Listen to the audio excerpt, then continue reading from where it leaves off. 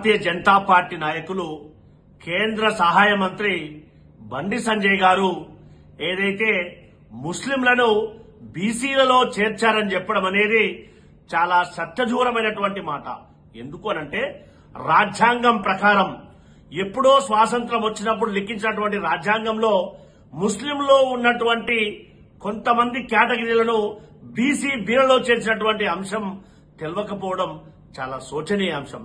మీరు సహాయ కేంద్ర మంత్రిగా తెలుసుకోవలసినటువంటి అంశాన్ని తెలుసుకోకుండా మనోభావాలను రెచ్చగొట్టే విధంగా గ్రాడ్యుయేట్ ఎన్నికల్లో ఎమ్మెల్సీ ఎన్నికల్లో లబ్ధి చేకూరాలన్న ఉద్దేశంతో అవాస్తవాలను ఈ సమాజానికి చెప్పే ప్రయత్నం చేయడం అనేది చాలా సత్యదూరమైనటువంటి మాటలు. కాబట్టి కాంగ్రెస్ పార్టీ పక్షాన దాన్ని తీవ్రంగా ఖండిస్తా ఉన్నాం.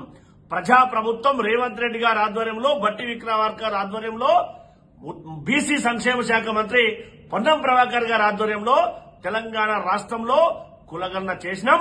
42% బీసీలకు రిజర్వేషన్లు కల్పించడానికి మా ప్రజాప్రభుత్వం చిత్తశుద్ధిని మార్చి మొదటి వారంలో చాటుకుంటా ఉంది. మీకు దమ్ము ధైర్యం ఉంటే తెలంగాణ రాష్ట్ర ప్రజలు మీకు 8 మంది ఎంపీలను ఇచ్చింది, 8 మంది ఎమ్మెల్యేలు ఇచ్చింది.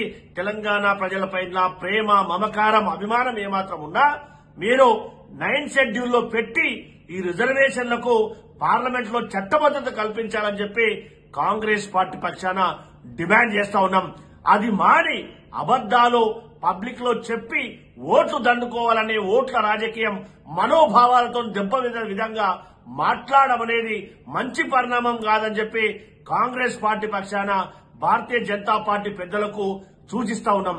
దయచేసి వాస్తవాలు చెప్పడానికి ప్రయత్నం చేయాలని చెప్పి కాంగ్రెస్ పార్టీ పక్షాన అప్పీల్ చేస్తా ఉన్నాం.